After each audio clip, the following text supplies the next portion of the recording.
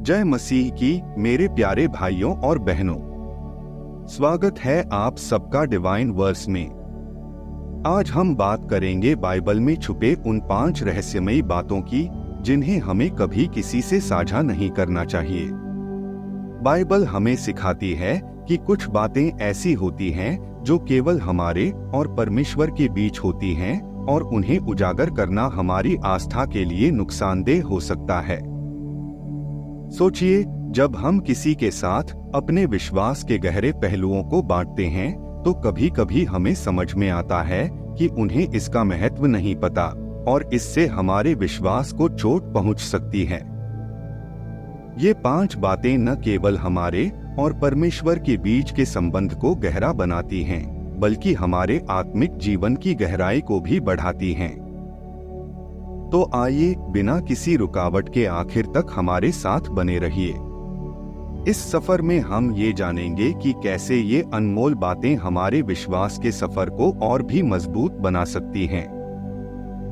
पहली बात जो हमें कभी किसी को नहीं बतानी चाहिए वो है हमारी व्यक्तिगत प्रार्थना। प्रार्थना वो गहरी और निजी बातचीत है जो हमारे दिल से निकलती है और सीधा परमेश्वर तक पहुंचती है। बाइबल में मत्ती 6:06 में लिखा है, जब तुम प्रार्थना करो तो अपनी कोठरी में जाओ और दरवाजा बंद करके अपने पिता से जो छुपे में है प्रार्थना करो, और तुम्हारा पिता जो छुपे में देखता है तुम्हें प्रतिफल देगा। जब हम दूसरों को अपनी प्रार्थनाओं का ढिंढोरा पीटते हैं तो कहीं न कहीं उस पवित्रता का ह्रास हो जाता है। प्रार्थना एक आत्मिक रिश्ता है जो परमेश्वर के साथ जुड़ने का माध्यम है। इसमें हम अपनी आत्मा को उनके सामने रखते हैं, अपनी कमजोरियों, अपनी इच्छाओं और अपने दिल की गहराइयों को खोलते हैं। यह दुनिया के सामने दिखाने की वस्तु नहीं है। प्रार्थना का असली अर्थ तब सामने आता है जब हम इसे अपने और परमेश्वर के बीच एक गहरे और निजी संवाद की तरह अपनाते हैं। कल्पना कीजिए, जब हम एकांत में जाकर प्रार्थना करते हैं तो वो परमेश्वर के साथ एक पवित्र संबंध का अनुभव होता है, जैसे हम उनसे बिना किसी बाधा के संवाद कर रहे हों। कोई भी शोर शराबा, कोई भी बाहरी दखल उस समय हमारे और उनके बीच नहीं होता। यह वो समय है जिसमें हम अपने ईश्वर के करीब जाते हैं और उनसे सीधे जुड़े महसूस करते हैं। जैसे एक पिता और पुत्र के बीच का संबंध होता है, ठीक वैसे ही हमारा संबंध भी परमेश्वर के साथ उस पवित्र क्षण में बनता है। इसलिए जब हम प्रार्थना करते हैं तो यह न केवल हमारी इच्छाओं और आवश्यकताओं को परमेश्वर तक पहुंचाने का तरीका है, बल्कि यह उस रिश्ते को मजबूत करने का भी अवसर है जो परमेश्वर ने हमारे लिए चाहा है। एकांत में की गई प्रार्थना का प्रतिफल हमें शांति, आशा और उस ताकत के रूप में मिलता है जो सिर्फ परमेश्वर दे सकते हैं। दूसरी बात है हमारे दान और सेवा के कार्य। मत्ती 6:3-4 में कहा गया है, जब तुम दान दो तो तुम्हारा बायां हाथ न जाने कि दायां हाथ क्या कर रहा है, ताकि तुम्हारा दान गुप्त रहे और तुम्हारा पिता जो छुपे में देखता है तुम्हें प्रतिफल देगा। इस बात पर ध्यान दें कि जब हम किसी की मदद करते हैं या दान देते हैं और उस काम को केवल परमेश्वर के लिए करते हैं तो उसका अर्थ बदल जाता है। मान लीजिए आपने किसी जरूरतमंद की मदद की, लेकिन इसे बस अपने दिल और परमेश्वर के साथ साझा किया, किसी और को नहीं बताया। ऐसा करना आपको एक गहरी आत्मिक शांति और संतोष देता है, क्योंकि आपने कुछ ऐसा किया जो केवल आप और परमेश्वर जानते हैं। जब हम किसी के सामने अपने दान का प्रचार करते हैं तो कहीं न कहीं हमारे मन में एक घमंड का भाव उत्पन्न हो जाता है। हम चाहते हैं कि लोग हमारे दान के बारे में जानें, हमें सराहें, हमारी प्रशंसा करें। लेकिन बाइबल हमें सिखाती है कि सच्चा दान वही होता है जो गुप्त रूप से किया जाए, जिसे हम केवल परमेश्वर की प्रशंसा के लिए करें, न कि दुनिया की वाहवाही के लिए। सोचिए, आपके द्वारा दिया गया छोटा सा दान किसी के लिए कितनी बड़ी मदद बन सकता है। शायद उस व्यक्ति के पास खाने को कुछ नहीं था और आपके दान से उसे भोजन मिल गया, या फिर किसी के पास ठंड से बचने के लिए कपड़े नहीं थे और आपके गुप्त दान ने उसकी मुश्किल आसान कर दी। लेकिन जब आप उस व्यक्ति की मदद करते हैं तो उसे केवल एक मदद की तरह नहीं बल्कि ईश्वर के प्रति अपने प्रेम और करुणा की अभिव्यक्ति के रूप में करें। इसमें एक और महत्वपूर्ण बात है, जब हम गुप्त रूप से दान देते हैं तो हम स्वयं के अहंकार को पीछे छोड़ देते हैं। गुप्त रूप से किया गया दान हमारे भीतर एक विनम्रता लाता है, हमें परमेश्वर के करीब लाता है, क्योंकि हमने वो कार्य केवल उनके नाम के लिए किया है। ये एक ऐसा अनुभव है जो शब्दों में समझाना कठिन है, बस एक शांति, एक संतोष। सोचिए, आपने गुप्त रूप से किसी की मदद की और उस व्यक्ति की आंखों में राहत देखी, उसकी खुशी देखी, फिर चाहे उसने आपको धन्यवाद दिया या नहीं, उस वक्त आपके मन में एक अलग ही सुकून होता है। उस पल आपको एहसास होता है कि आप परमेश्वर के हाथों का माध्यम बने हैं, आप उस व्यक्ति की प्रार्थना का उत्तर बने हैं। इसमें एक और अनमोल बात है, जब आप गुप्त रूप से दान देते हैं तो आप एक अलग स्तर की आशीर्वाद प्राप्त करते हैं, क्योंकि यह केवल दान नहीं बल्कि आत्मिक सेवा का एक रूप है। यह हमारे और परमेश्वर के बीच का एक गुप्त संकल्प है। परमेश्वर का कहना है कि जो छुपे में किया गया दान है उसे वो खुद देखता है और उसका प्रतिफल देने का वचन देता है। कई बार हम देखते हैं कि लोग अपने दान को दिखावे के साथ करते हैं। किसी गरीब को खाना खिलाते हैं और तुरंत उसकी तस्वीर खींचकर सोशल मीडिया पर डाल देते हैं। ऐसा करने से उस मदद का सारा सार खत्म हो जाता है। असली आनंद तो तब है जब आप चुपचाप, बिना किसी को बताए, किसी की सहायता करें और सिर्फ परमेश्वर को इसका गवाह बनाएं। जब आप किसी की मदद करने का निर्णय लेते हैं तो उसे केवल अपने दिल की आवाज माने। उस काम को केवल परमेश्वर के सामने अर्पित करें, जैसे वो आपके और उनके बीच का एक गुप्त संबंध है। परमेश्वर आपकी सेवा देखता है और गुप्त रूप से की गई सेवा में एक अनोखी पवित्रता है। ये वो चीज है जो हमारे दिल को पूर्णता का एहसास देती है और हमें आत्मिक रूप से ऊपर उठाती है। क्योंकि सच्चाई यह है कि जो सेवा हम दुनिया को दिखाने के लिए करते हैं उसका आनंद और उसका प्रतिफल केवल क्षणिक होता है, लेकिन जो सेवा हम ईश्वर के नाम में केवल उनके लिए करते हैं उसका प्रतिफल शाश्वत होता है। जब हम अपने दान और सेवा को गुप्त रखते हैं तो ईश्वर की निगाहों में उसकी पवित्रता बनी रहती है और हम उनकी कृपा के पात्र बनते हैं। तो अगली बार जब आप किसी की मदद करें, किसी को दान दें, उसे अपने और परमेश्वर के बीच की एक गुप्त साधना बनाएं। दुनिया को उस बारे में जानने की जरूरत नहीं है, क्योंकि जो सबसे बड़ा आशीर्वाद है वह परमेश्वर के पास से ही आता है और वो हमें हमारी आत्मा की गहराई में मिलती है। तीसरी बात, हमारे जीवन के संघर्ष और कमजोरियां। हम सभी के जीवन में कुछ न कुछ कठिनाइयां आती रहती हैं।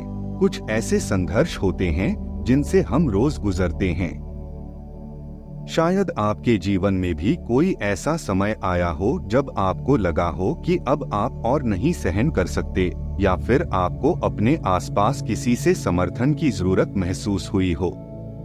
ऐसे समय में मन में कई सवाल उठते हैं, क्यों मैं? ये क्यों हो रहा है? या क्या मैं इस स्थिति से कभी बाहर निकल पाऊंगा? लेकिन क्या आपने कभी सोचा है कि इन संघर्षों और कमजोरियों को हर किसी से साझा करना सही है? क्या हर किसी को अपने संघर्षों के बारे में बताना हमेशा अच्छा है? 2 कुरिन्थियों 12:9 में लिखा है, पर उसने मुझसे कहा, मेरा अनुग्रह तुम्हारे लिए काफी है, क्योंकि मेरी ताकत कमजोरी में पूर्ण होती है। इस वचन को समझना बहुत महत्वपूर्ण है। यहाँ परमेश्वर हमें यह बता रहे हैं कि जब हम कमजोर होते हैं तब उनकी ताकत हमारे भीतर पूरी तरह से प्रकट होती है। जब हम अपने संघर्षों और कमजोरियों को ईश्वर के सामने रखते हैं तो वह हमें शक्ति और साहस देते हैं। लेकिन समस्या यह है कि हम अपनी कमजोरियों और संघर्षों को दूसरों के सामने बिना सोचे समझे खोल देते हैं। जरा सोचिए, जब हम अपने दर्द और समस्याओं को हर किसी से साझा करते हैं तो क्या सभी लोग हमारी मदद कर सकते हैं? क्या हर कोई हमारी स्थिति को सही से समझ सकता है? ऐसा नहीं होता। कई बार हम अपनी परेशानियों को दूसरों से साझा करते हैं, लेकिन उनका दृष्टिकोण हमें और भी कमजोर बना सकता है। कुछ लोग हमारी दयनीय स्थिति का फायदा उठा सकते हैं, जबकि कुछ बस हमारे दर्द में हिस्सेदार बनकर हमारे भीतर और निराशा पैदा कर सकते हैं। यही कारण है कि हमें अपने संघर्षों को केवल परमेश्वर के सामने रखना चाहिए। परमेश्वर हमें बिना किसी निर्णय के सुनते हैं और हमें केवल अपने विश्वास में मजबूत करने के लिए मार्गदर्शन देते हैं। परमेश्वर का अनुग्रह ही हमारी सबसे बड़ी ताकत है। जब हम अपने जीवन के संघर्षों को परमेश्वर के हवाले करते हैं तो वह हमें एक नया दृष्टिकोण और आत्मविश्वास देते हैं।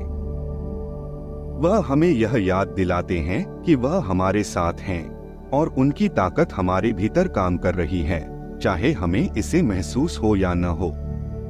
कल्पना कीजिए कि आप किसी भारी बोझ को अपने कंधों पर ढो रहे हैं। उस बोझ को धीरे धीरे परमेश्वर के पास लाकर रखें। जैसे ही आप उन्हें यह बोझ सौंपते हैं, आपको महसूस होगा कि वह बोझ हल्का हो गया है। क्यों? क्योंकि परमेश्वर की ताकत आपकी कमजोरी में काम कर रही है। परमेश्वर की शक्ति आपके अंदर काम करती है जब आप अपनी कमजोरियों को स्वीकार करते हैं और उन्हें उनके हाथों में सौंप देते हैं। यह सत्य है कि संघर्ष और मुश्किलें हमारी जिंदगी का हिस्सा हैं और हम इससे बच नहीं सकते। लेकिन क्या हम अपने संघर्षों से अकेले ही लड़ेंगे या हम परमेश्वर का साथ चाहेंगे? जब हम संघर्षों के बारे में केवल परमेश्वर से बात करते हैं तो वह हमें एक नई दिशा देते हैं। वह हमें बताते हैं कि यह संघर्ष हमें आत्मिक रूप से और मजबूत बना रहा है। हर कठिनाई, हर दर्द, हर चुनौती, इन सबका एक उद्देश्य है और परमेश्वर हमें इनसे उबारने के लिए हमारे साथ हैं। आपकी कमजोरियां और संघर्षों में छिपी ताकत को पहचानें। जब हम अपनी समस्याओं के बारे में परमेश्वर से बात करते हैं तो वह हमें केवल साहस नहीं देते, बल्कि हमें अपने अंदर की ताकत को भी पहचानने का मौका देते हैं। हमें यह समझना चाहिए कि हमारी कमजोरियां, हमारे दर्द और हमारे संघर्ष, यह सब परमेश्वर के हाथों में हैं और वह इनका उपयोग हमारे भले के लिए करते हैं। याद रखें, परमेश्वर हमारे संघर्षों को देखकर हमें मजबूत बनाना चाहते हैं। वह चाहते हैं कि हम अपनी परेशानियों को सिर्फ दूसरों से नहीं, बल्कि सबसे पहले उनसे साझा करें। जब हम अपनी मुश्किलों को परमेश्वर के पास रखते हैं तो वह हमें वही ताकत और मार्गदर्शन देते हैं जो हमें जरूरत है। और इससे हमें आत्मविश्वास मिलता है, क्योंकि हमें यह एहसास होता है कि हम अकेले नहीं हैं। परमेश्वर हमारे साथ हैं और वह हमें हर मुश्किल से पार पाने के लिए सक्षम बना रहे हैं। इसलिए अगली बार जब आप किसी संघर्ष से जूझ रहे हों तो याद रखें कि आपके संघर्ष को गुप्त रखना ही बेहतर है। इसे केवल परमेश्वर के साथ साझा करें और उनके अनुग्रह में शक्ति प्राप्त करें। उनका अनुग्रह आपके लिए हमेशा पर्याप्त होगा। चौथी बात जो हमें कभी किसी से नहीं साझा करनी चाहिए, वह है हमारे सपने और लक्ष्य। हम अक्सर अपनी जिंदगी के उद्देश्यों, सपनों और लक्ष्यों को लेकर उत्साहित होते हैं और इन्हें दूसरों से शेयर करते हैं, लेकिन बाइबल हमें यह सिखाती है कि कुछ बातें हमें गुप्त रखनी चाहिए। नीतिवचन 29:18 में लिखा है, जहाँ दर्शन नहीं होता वहाँ लोग अनियंत्रित हो जाते हैं। इसका अर्थ है कि जब हमारे पास स्पष्ट उद्देश्य या दृष्टि नहीं होती तो हम अपने रास्ते से भटक सकते हैं। और अगर हम अपनी दृष्टि यानी अपने सपने और लक्ष्यों को दूसरों के सामने बिना सोचे समझे रख देंगे, तो यह न केवल हमारे जीवन की दिशा को प्रभावित कर सकता है, बल्कि हमें अपनी यात्रा में अनचाही चुनौतियों का सामना भी करना पड़ सकता है। सपने और लक्ष्य हमारे जीवन के मार्गदर्शक होते हैं। ये हमें प्रेरित करते हैं, हमें आगे बढ़ने की ऊर्जा देते हैं और हर कदम पर हमसे उम्मीद करते हैं कि हम उन लक्ष्यों को पाने के लिए अपनी पूरी ताकत लगा दें। लेकिन जब हम इन्हें दूसरों से साझा करते हैं, तो कभी कभी हमें नकारात्मक प्रतिक्रियाओं का सामना करना पड़ सकता है। क्या आपने कभी महसूस किया है कि जब आप किसी से अपने सपने साझा करते हैं, तो वह आपकी उम्मीदों पर हंसी उड़ाता है या उन्हें असंभव मानता है? ऐसा होना सामान्य है। लोग आपकी सफलता से ईर्ष्या कर सकते हैं या उन्हें लगता है कि वे आपकी असफलता को देखेंगे, जिससे आपके आत्मविश्वास को चोट पहुंच सकती है। इसलिए हमें अपनी योजना और उद्देश्यों को ध्यान से चुनकर ही साझा करना चाहिए। और यहाँ पर बाइबल हमें एक बहुत बड़ी सीख देती है। यह हमें बताती है कि जैसे आप किसी खजाने को गुप्त रखते हैं, वैसे ही अपने लक्ष्यों और सपनों को भी गुप्त रखें। जब तक आप अपने लक्ष्य को पूरा करने में सक्षम न हो, तब तक उसे दूसरों से शेयर न करें। ऐसा करना आपके रास्ते को स्थिर और स्पष्ट बनाए रखता है। जब आप अपनी योजनाओं को गुप्त रखते हैं, तो आप उन पर पूरी तरह से फोकस कर सकते हैं, बिना किसी बाहरी दबाव या नकारात्मकता के। आप अपने काम पर पूरा ध्यान दे सकते हैं और इसके परिणामस्वरूप आप अपने लक्ष्यों तक पहुंचने में अधिक सक्षम होंगे। यह भी जरूरी है कि आप अपने सपनों को अपने दिल में रखकर अपने परमेश्वर के साथ अपने संबंध को मजबूत करें। परमेश्वर के मार्गदर्शन से ही हम अपने सपनों को पूरा करने में सक्षम होते हैं। याद रखें, जब हम किसी चीज को सार्वजनिक करते हैं, तो वह बाहरी दुनिया की निगाहों में आती है और यह हमें अनजाने में वह दबाव डाल सकती है जिसे हम नहीं चाहते। लोग जो सोचते हैं वह हमें प्रभावित कर सकता है और इससे हमारा आत्मविश्वास डगमगा सकता है। इसलिए हमें अपने सपनों को पूरा करने तक उन्हें अपने अंदर ही रखना चाहिए और अपने ईश्वर के साथ मिलकर उन्हें वास्तविकता में बदलने की दिशा में काम करना चाहिए। इतना ही नहीं, बाइबल हमें यह भी सिखाती है कि हमें अपने सपनों का पालन करने के लिए पूरा समर्पण और मेहनत करनी चाहिए। जहाँ दर्शन नहीं होता, वहाँ लोग अनियंत्रित हो जाते हैं। यह वाक्य हमें बताता है कि जब हमारी दृष्टि स्पष्ट होती है, तब हम अपने रास्ते पर चलते रहते हैं। और जब हम अपने सपनों को दूसरों से साझा करते हैं, तो कभी कभी उनकी नकारात्मक प्रतिक्रियाओं से हमारा आत्मविश्वास डगमगा सकता है, जिससे हमारी दिशा प्रभावित हो सकती है। इसलिए हमें अपने सपनों और लक्ष्यों को गुप्त रखना चाहिए और उन्हें केवल उन्हीं लोगों के साथ साझा करना चाहिए जो हमारे विकास में सहायक हो सकते हैं। और साथ ही हमें यह भी ध्यान रखना चाहिए कि हमारा विश्वास परमेश्वर में होना चाहिए। वह हमें सही दिशा दिखाएगा, हमें हमारे सपनों को पूरा करने में मदद करेगा और हमें वह शक्ति देगा जिसकी हमें जरूरत है। अंततः जब आप अपने लक्ष्यों को गुप्त रखते हैं, तो आप अपनी आंतरिक शक्ति को पूरी तरह से महसूस करते हैं। आप अपने उद्देश्य के प्रति पूरी तरह से प्रतिबद्ध होते हैं और अपनी मेहनत को बिना किसी बाहरी दबाव के केंद्रित करते हैं। जब समय आता है, तो परमेश्वर की मदद से आपके सपने साकार हो सकते हैं और तब आप देख सकते हैं कि वह महान कार्य आपके जीवन में कैसे हुआ। तो अगली बार जब आप किसी नए लक्ष्य के लिए तैयार हों, अपने दिल में विश्वास रखें और उसे परमेश्वर के हाथों में सौंप दें। उसे पूरा करने का तरीका वही है जो आपके दिल में वह आत्मविश्वास और दृढ़ता लेकर आएगा। और हाँ, ध्यान रखें कि अपने सपनों को सिर्फ उन लोगों के साथ साझा करें जो आपके साथ इस सफर में सकारात्मक रूप से जुड़े हों। पांचवी और आखिरी बात, हमारे व्यक्तिगत संबंध और विश्वास।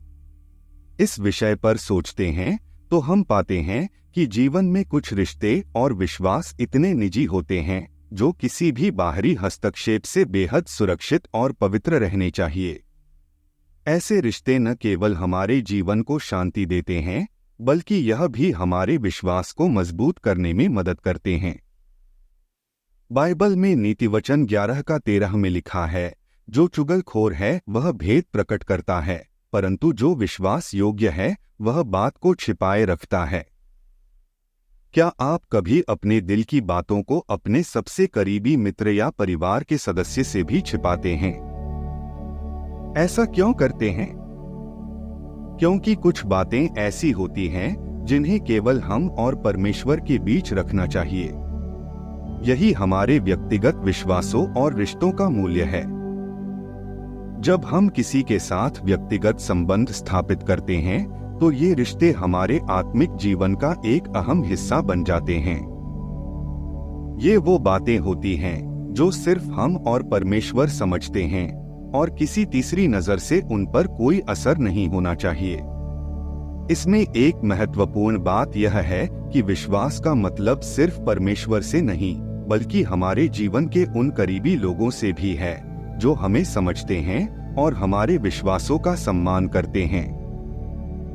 जब हम अपने रिश्तों को किसी अन्य व्यक्ति के सामने खोलते हैं तो कभी कभी ऐसा हो सकता है कि वो जानकारी हमारे लिए नुकसानदायक साबित हो। इसलिए कुछ बातें केवल हमारे परमेश्वर और हम तक सीमित रहनी चाहिए। आप सोच रहे होंगे, क्या यह सच में जरूरी है? हाँ, बिल्कुल। यह न सिर्फ हमारे रिश्तों की सुरक्षा है, बल्कि यह हमारे आत्मिक जीवन को भी संरक्षित रखता है। जब हम अपनी आंतरिक चीजों को दूसरों से साझा करते हैं तो कभी कभी हमें यह एहसास होता है कि हम उन बातों से कमजोर हो गए हैं।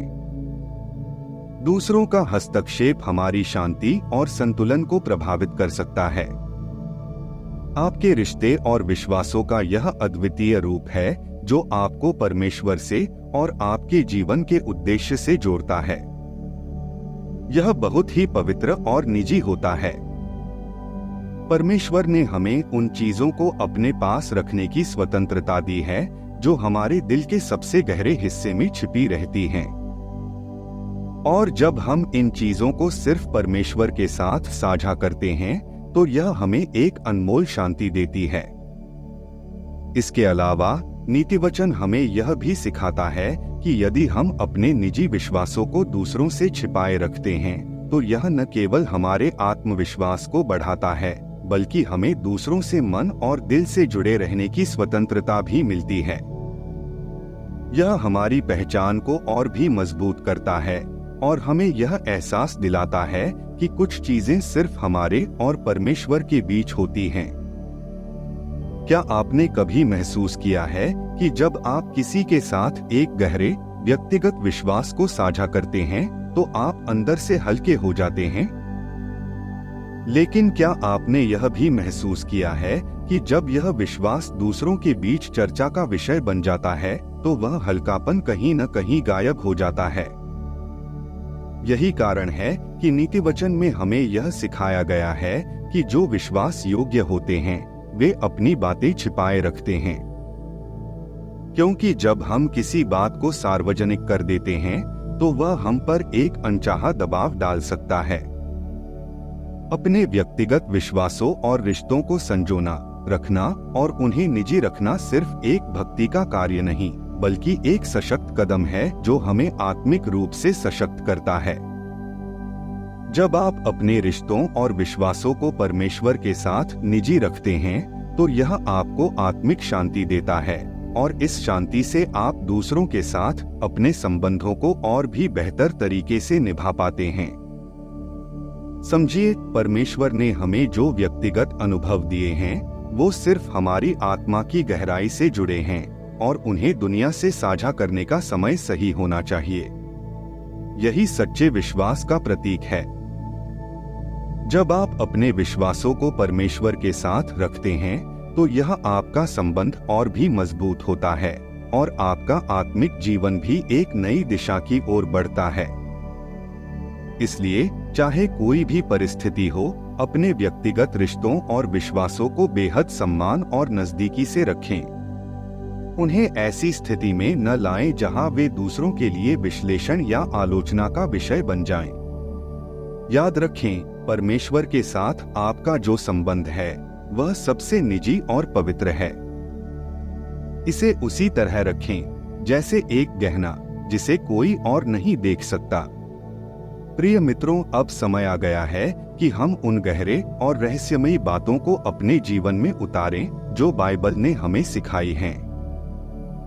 अगर हम इन 5 बातों को अपने दिल में रखते हैं तो न केवल हमारा विश्वास मजबूत होगा, बल्कि हम परमेश्वर के साथ एक और भी गहरा संबंध बना पाएंगे।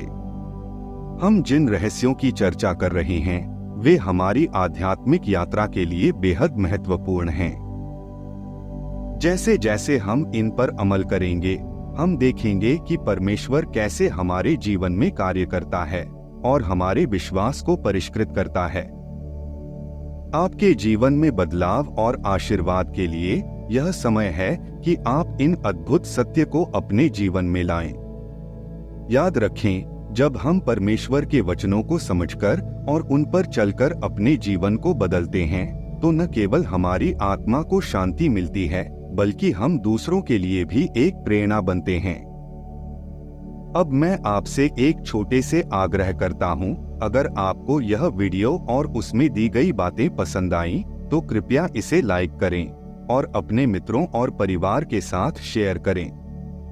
साथ ही कमेंट सेक्शन में हमें बताएं कि आप अगली बार किस विषय पर वीडियो देखना चाहेंगे। अगर आप हमारे साथ जुड़ना चाहते हैं और परमेश्वर के वचनों को और गहराई से समझना चाहते हैं, तो हमारे चैनल को सब्सक्राइब करें। यह छोटी सी कृपा आपके जीवन में बड़ा बदलाव ला सकती है। आपका सच्चा आशीर्वाद और विश्वास यही है कि परमेश्वर के वचन से जुड़ा रहना। तो चलिए मिलकर उस आशीर्वाद की दिशा में कदम बढ़ाते हैं जो हमें हमारे प्रभु यीशु के माध्यम से मिला है। अंत में प्रभु यीशु आपको आशीर्वाद दें। आशीर्वादित रहिए। धन्यवाद।